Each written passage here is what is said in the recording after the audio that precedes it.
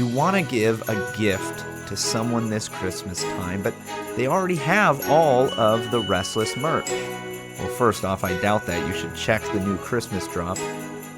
But what are you to do if it is true? Thankfully, there's the perfect gift for the Restless stand in your life. A Patreon membership. For as little as $3 a month, you can provide countless hours of content where we talk about Mark Driscoll, New Calvinism, and even that one time Matt kicked a girl in the face. Go to patreon.com/The Restless Podcast and you can see what else is available for those who sign up. Make sure the Restless fans in your life have a very restless Christmas. Pastor Michael, we have to keep going. It is day 10. Day 10, Pastor Michael. We're almost done, which means that you're running out of time to get some of the limited edition Christmas merch. You got to get to the store. You got to get some of this stuff. It may not be back ever. It definitely will not be around after the 12th day or the day after. That's right. So, Pastor Michael, this is the second part of our two-part series on the return of Matt Chandler to the pulpit. Yesterday, we watched the video of him returning to the pulpit, and it left some things to be desired. Now, we wanted to be very cautious, given that the church had made the decision to bring him back, that he had followed their instructions, that he had obeyed, right? He had submitted to authorities around him, making it a very different situation than Driscoll.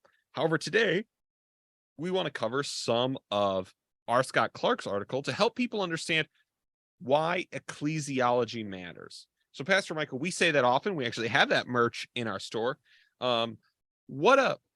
For the person just joining us, the person who's not as familiar with why we say that, what does this idea, again, this is viewed as something ecclesiology. That's not a first importance thing. That's like tertiary, if anything. Pastor Michael, why do we talk about ecclesiology mattering so much? Well, number one, even if you say, well, like doctrinally speaking, or like how we can think of one another as fellow believers, if you say, well, ecclesiology, that doesn't really matter. What you're saying is that, well, determining who is and who is not, a part of the ecclesia, who cares? Well, no, like that has to be of significant importance, because you literally just can't even tell me who you should consider to be a Christian or not. Or you deal with any kind of like on the ground, day-to-day church issue of any kind. Ecclesiology affects it, right? How you deal with those situations, the way that things are judged, the way that discipline takes place, what exactly is the mission of the church? What exactly is the church supposed to do? How do you administer the sacraments? Everything that might come up on a day-to-day basis probably in some way or another touches ecclesiology. And obviously, most importantly, like we are given in scripture what the church, the ecclesia, is supposed to be and look like and be structured like. And so that's why, most importantly, it matters. That's right. I think on a practical level, like actually a lot of the arguments against the church today aren't like these, like we don't like the big doctrines of the Christian church. Now, again, it's because we live in a totally immanent world. Like nobody thinks about those things, which is not good. Right, we live in this world where what people think about are, the like human to human interactions. So the things a lot of people don't like about the church, whether rightly or wrongly, and like as we saw with, for example, the rise and fall of Mars Hill, a mixture of both is the ecclesiology of the church.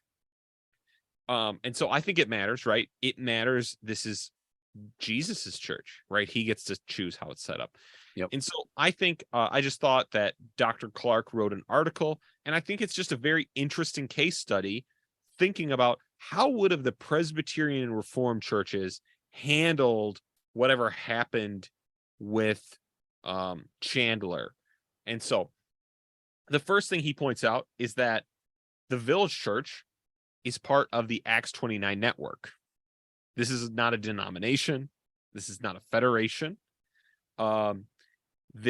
But having a reformed approach to the church of a gathered churches would have potentially helped. So Pastor Michael, why would we say the ecclesiology of this, like something more than a network, more than a loose federation of churches, why would that matter in this case at all?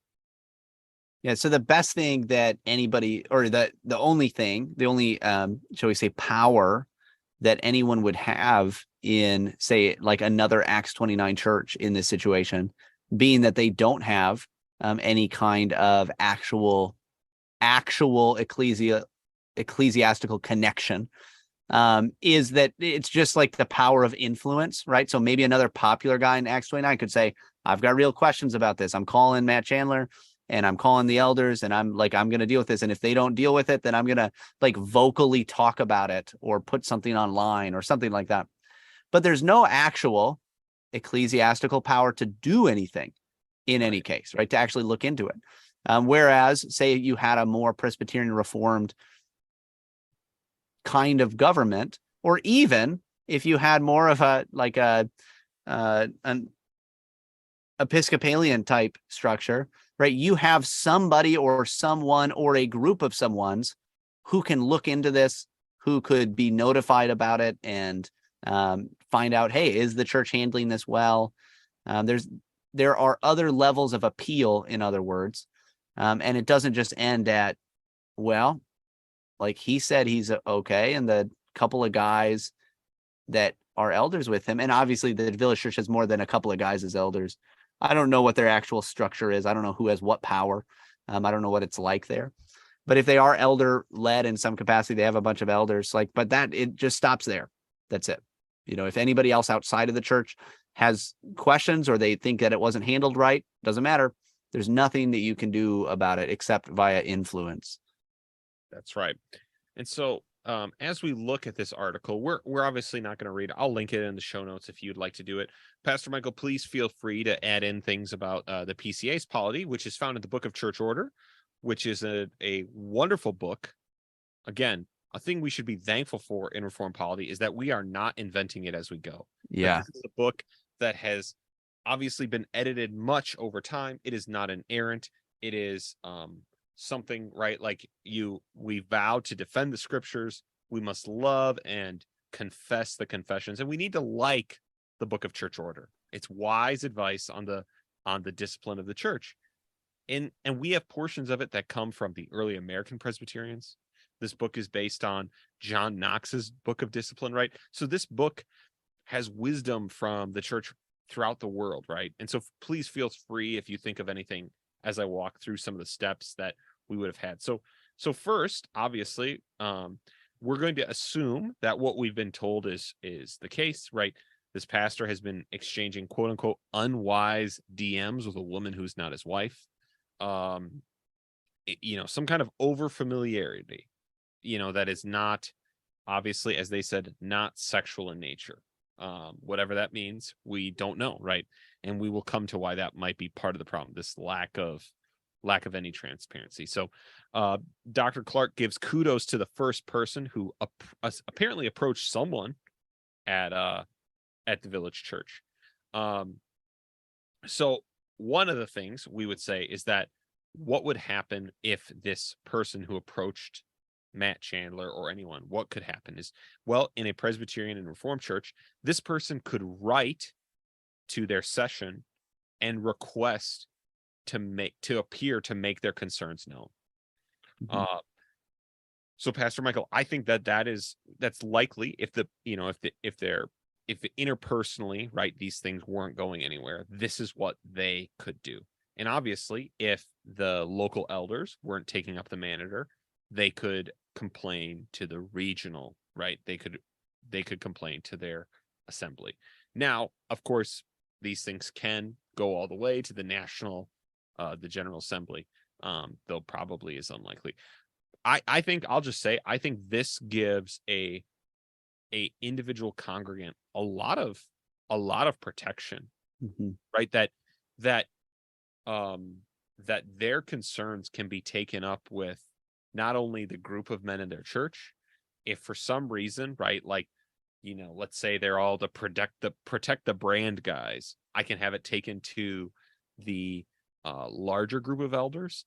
Other churches in my denomination, in the church, can see what our church is doing and file a complaint against them if it's very public and obvious, right? There's just a lot of protection in the church in this way. Yep. Yeah, it's honestly great just having different levels of appeal. It also just it puts the power that's going to be used in one way or another to discipline. It spreads it out, right? So you don't have just one guy who's just going to ultimately make the decision and a bunch of yes men that are going to just come along with it. You might run into that, but then there's other avenues that one can go in order to get this dealt with. That's right. So I would say that another thing that would happen, this is a very good thing about church and presbytery records, is they are all generally, now there are some exceptions, given some very some of the sensitive things that are discussed. These are meetings of public record. They're public meetings. They're not meetings where no details can be shared, right? That the men who speak have to be willing to stand by what they're saying, as the minutes will be recorded. And so generally you are like, the degree of transparency in the Reformed churches is going to be a lot greater. Yes. This is something that Dr. Clark highlights. Yeah, absolutely. It is far more, you wouldn't call it public necessarily. Although, I mean, some things have to be dealt with publicly. Right. Some important. Yeah. Any voting or those sorts of things. And even the, meetings, even if there was, if the session or presbytery or anybody goes into some kind of executive session where those who are not members of the court cannot be present, even those things are still like recorded in a certain way, where if there was some kind of funny business going on, theoretically anyway, obviously all church government will break down due to sin in certain ways. But if things are being followed, that will be recorded and, will have to be dealt with at a later time then. So it leaves all of these different safeguards, shall we say, in various ways. But that it is significantly more transparent. So for instance, we recently hosted our, the Wisconsin Presbytery at our church in October, and we invited anybody that wanted to come. If anybody wanted to see what a presbytery meeting was like, they could come on out and hear the debate and discussion and votes and watch these things happen. And now, again, there might be times when we, ask people to leave for a time over particularly sensitive matters. But generally speaking, it is much more public. Yeah. And I do think, and Dr. Clark points this out, that one, obviously there are times dealing with sensitive matters where you don't want everyone there. And that would be inappropriate, right? If they're dealing with it, maybe that these would be such sensitive messages, you wouldn't want those details all made public. However, if you're a church member and they chose to be completely, they chose to not reveal any of this, you could file a complaint that they're not being sufficiently transparent with the details of why they made the decisions they made. Right. Right. And so again, another thing Dr. Clark points out, which I think is great, is right, the mega church, the corporation model is all designed to protect the brand, protect the figurehead, right? Like their structure focuses on, this overall brand. Yeah. The Presbyterian and Reform model, this process-based orienting, and again, it can become bureaucratic. Again, sin can affect all of these, right? There's no promise of perfection. But when you're focused on procedure, it really, in a way, disempowers like really popular, famous people, right? I think one of the great things Tim Keller pointed out in his interview on the Rise and Fall of Mars Hill is like, dude, these nobodies from another presbytery were making complaints about what he was saying in his pulpit. Yep. Right. Like, and he needs to take it seriously, like good on him. Cause he even said there, like, and it matters, right? Like this is important, and it frustrated me and I didn't like it. I didn't agree with it. And yet it's still like, they have every right to do it. And that's good. That's right. And so I think, again, there are a lot of ways, right? We could go down all of the all of the ways that like the Presbyterian and Reformed churches would handle this, but I just think I hope even in just the discussion we're having is like, it would just be so fundamentally different in what the emphasis and how it would appear, right? And obviously the Book of Church Order, and I'm sure most others have ideas of different degrees of admonitions and discipline that a preacher can receive, right? There isn't just you're either removed from office forever or you're good, right? You can be temporarily suspended based on the wisdom. You can be admonished to change something, right? Like they can give you these various kinds of things. There's a lot of flexibility, but also a lot of transparency as why those things are. And so I'm thankful for it. That's all I can say. And I do think while a lot of things about Presbyterianism are slow, I do think they are at least a lot more obvious as to what is going on, good or bad, than what happened at the village church. Yep.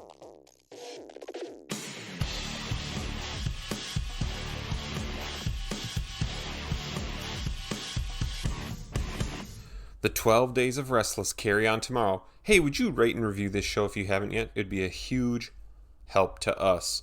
And again, remember, the 12 Days of Restless is intended for Reformed audiences, so listener discretion is advised.